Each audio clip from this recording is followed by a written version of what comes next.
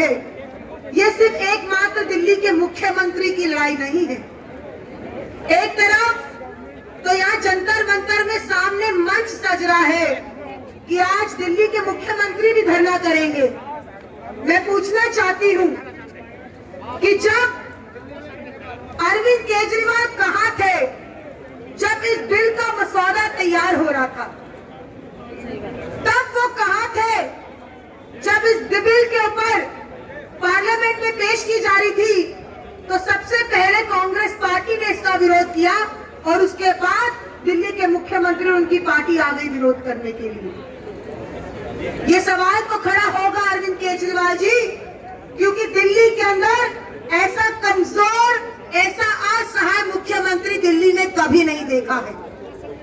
ऐसा क्यों हो जाता है कि तुम्हारे मुख्यमंत्री बनने के बाद से दिल्ली की जनता के हितों का हनन लगातार भाजपा कर रही है? क्या अगर शीला दीक्षित दिल्ली की मुख्यमंत्री होती आज, तो भाजपा के अंदर इतना दम होता कि पार्लियामेंट में इस तरीके का बिल पेश हो पाता? ऐसा कभी शीला दीक्षित नहीं होने देती। एक तरफ तो पूर्ण राज्य की बात करने वाले अपने मैनिफेस्टो को जारी करके कहते हैं कि हम दिल्ली को पूर्ण राज्य देंगे। दिल्ली को पूर्ण राज्य देना तो दूर, जो दिल्ली की थोड़ी बहुत ताकतें दिल्ली के पास बची थी, आज उनको भी छीनने का काम भाजपा और अरविंद केजरीवाल होने दे रहे हैं। अरविंद केजरीवाल से सवाल खड़ा होगा क्योंकि तुम भाजपा के साथ और जो तुम्हारी जुगलबंदी है, आज दिल्ली की जनता उसको अच्छे से जान गई है।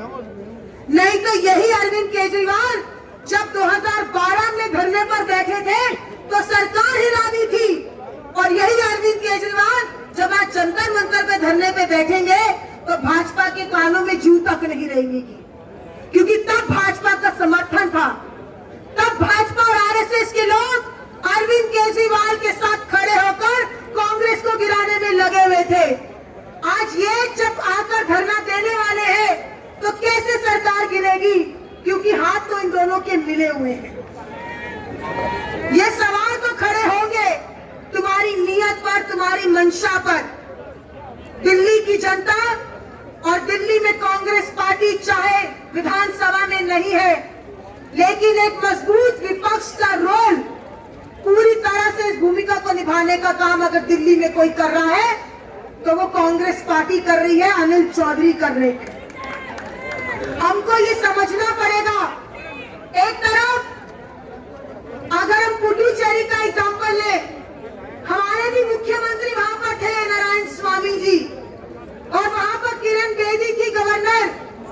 लगातार भाजपा के इशारे में मुख्यमंत्री और मुख्यमंत्री की सरकार को तंग किया जा रहा था, लेकिन हमारे मुख्यमंत्री डरे नहीं, हमारे मुख्यमंत्री घबराए नहीं, हमारे मुख्यमंत्री उस गवर्नर से लगातार लड़ते रहे कि भाजपा को किरण बेदी को दिल्ली बुलाना पड़ गया। और एक तरफ दिल्ली के मुख्यमंत्री है जो न जाने ऐसी कौन सी राजनीति करते हैं कि एलजी के सामने जाकर खड़े तक नहीं हो सकते और अपने दिल के बाहर निकल तक नहीं सकते हैं। क्या आज ऐसा नहीं हो सकता कि जब देश के अंदर किसान सड़कों पर बैठा है और उसने प्रण लिया है कि जब तक बिल वापस नहीं होगा तब तक हम सड़कों से उठेंगे नहीं, तो अरविंद केजरीवाल ये चुनौती देती है कांग्रेस पार्टी तुमको। अगर सही मायने में तुमको लगता है कि दिल्ली के हितों का हनन हो रहा है और ये नहीं होना चाहिए, तो लगातार धरने पर बैठे रहो और तब तक बैठकर दिखाओ जब तक ये बिल वापस नहीं होता, तो हम मानेंगे कि दिल्ली के मुख्यमंत्री ने दिल्ली की बात सुनी है। कांग्रेस पार्टी सिर्फ अरविंद केजरीवाल आज मुख्यमंत्री है और दिल्ली की सरकार के हितों का हनन हो रहा है, इसलिए यहाँ नहीं खड़ी, आने वाले मुख्यमंत्रियों के लिए खड़ी है, दिल्ली की राजनीति को खराब होने से बचाने के लिए खड़ी है, आने वाली दिल्ली की राजनीति को सुरक्षित करने के लिए है। अरे तुम तो आज मुख्यमंत्री हो, कल कांग्रेस पार्टी का मुख्यमंत्री होगा, उसके बाद कोई मुख्यमंत्री होगा, हम उसके हितों की भी लड़ाई लड़ रही है। कांग्रेस पार्टी देश को, संविधान को बचाने की लड़ाई लड़ रही है, इस लोकतंत्र को बचाने की लड़ाई लड़ रही है। साथियों, मैं अंत में यही कहूंगी कि इस लड़ाई को हमें घर घर तक लेके जाना होगा, क्योंकि ये लड़ाई एक ऐसी लड़ाई है, अगर इस बिल का विरोध नहीं हुआ, अगर भाजपा से इस बिल को हमने विड्रॉ नहीं किया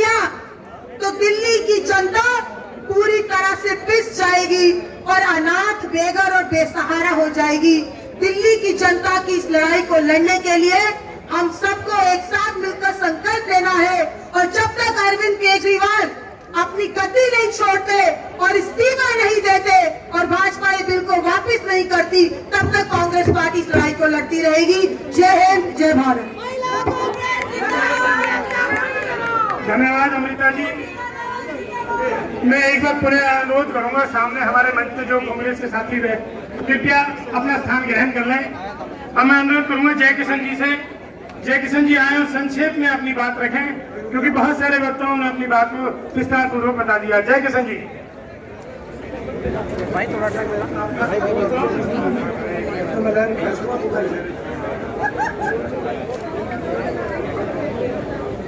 हमारे प्रदेश कांग्रेस कमेटी के अध्यक्ष अनिल चौधरी जी,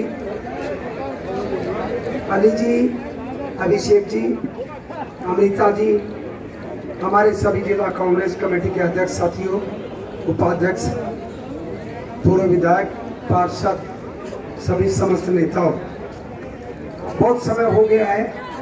दिल्ली पुलिस के साथ हमारा समझौता है, क्योंकि आपको पता कई बार नारे दिए गए कांग्रेस की तरफ से कि जब जब मोदी डरता है तो पुलिस को आगे करता है। पुलिस की छवि कांग्रेस के शासन काल में जो स्वतंत्र थी, जो आईबी की छवि जो कांग्रेस के शासन काल में स्वतंत्र थी, जो लोकतंत्र की ताकत इंदिरा गांधी, नरसिम्हा राव, राजीव गांधी के काल में स्वतंत्र थी। न्यायपालिका हो, आईबी हो, सीबीआई हो, दिल्ली पुलिस हो, आर्मी हो, सबको अपने अपने अधिकार थे। लेकिन आज भारतीय जनता पार्टी का शासन और एक नुगरा मुख्यमंत्री दिल्ली का, जिसकी कोई जात नहीं, कोई धर्म नहीं, कोई भाषा नहीं, कोई प्रांत नहीं, जो थूक करके चाटता रहता है, जिसकी नीयत भी साफ नहीं, जो बच्चों की कसम खा के, काला मुंह करा के, जूते खा करके, जूतों की माला पहन करके सत्ता का लालची हो, उस आदमी पे भरोसा करना दिल्ली के लोगों, मैं कांग्रेस की तरफ से अपील करता हूं, बिल्कुल नाजायज है, वो नहीं करना चाहिए। केजरीवाल ने कहा था कि एक बार दिल्ली वालों और जिता दो।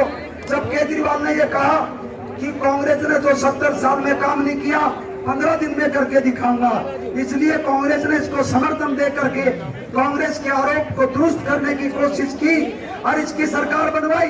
ये 49 दिन में सत्ता को छोड़ करके भाग गया। हमने इस बात के लिए कोई भी एक शब्द तक नहीं कहा। तो उसके बाद अरविंद केजरीवाल ने कहा, जब दिल्ली के लोगों ने कहा भगोड़ा है, इसने कहा दिल्ली वालों एक बार और जिता दो, मैं दिल्ली छोड़ करके नहीं भागूंगा। ये बनारस जो गया था, क्या करने गया था, पंजाब में जो गया था, क्या करने गया था, बहुत सारे वक्ताओं ने जो बात कही है, इसमें कोई शक नहीं कि भारतीय जनता पार्टी और अरविंद केजरीवाल की सरकार लोकतंत्र पर भरोसा न करके सरकारी तंत्र, सरकारी मशीनरी के दुरुपयोग के आधार पर सत्ता को कुचलना का चाहती है, नोचना चाहती है।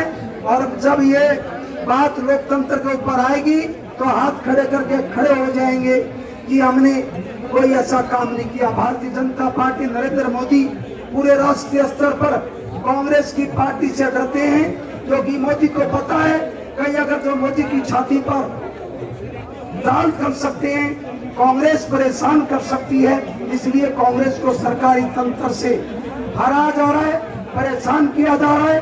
नरेंद्र मोदी केजरीवाल से मिलकर के एक बिल्ला और एक बिल्ली के रूप में दोनों लोकतंत्र को नोचने में लगे हैं। एक भद्दा मजाक लोकतंत्र के साथ दोनों की साजिश से हो रहा है।